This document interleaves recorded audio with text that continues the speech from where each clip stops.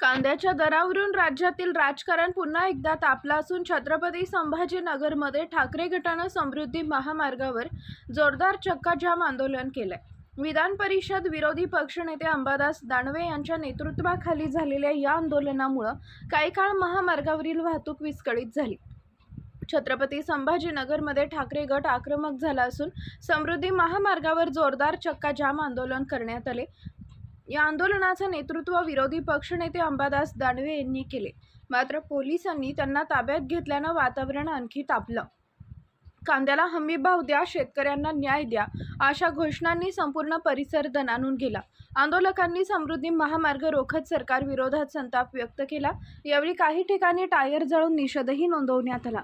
दरम्यान आंदोलन तीव्र होत असल्याचं पाहून पोलिसांनी अंबादास दानवे यांना ताब्यात घेतलं, मात्र दानवेंना घेऊन जाणारी पोलिसांची गाडी शेतकऱ्यांनी अडवली आणि संतप्त आंदोलकांनी पोलिसांच्या वाहनावर कांदे फेकून आपला रोष व्यक्त केला। कांद्याला योग्य भाव मिळत नसल्याने राज्यातील शेतकरी आर्थिक संकटात सापडले। उत्पादन खर्च वाढला पण बाजारात भाव घसरले, त्यामुळे शेतकरी संतप्त झाले असून सरकार विरोधात नाराजी वाढताना दिसत आहे। कांद्याच्या प्रश्नावरून राज्यातील राजकारण आणखी तापण्याची शक्यता आहे। समृद्धी महामार्गावरील या आंदोलनानंतर सरकार काय भूमिका घेणार आणि शेतकऱ्यांना दिलासा मिळणार का हे पाहणं महत्त्वाचं ठरणार आहे। रस्ता रोको झालेला आहे, त्याच्यामध्ये आम्ही त्यांना याआधीच परवानगी नाकारलेली होती, परंतु त्यांनी आंदोलकांनी आमचं न ऐकता रस्ता रोको केलेला आहे।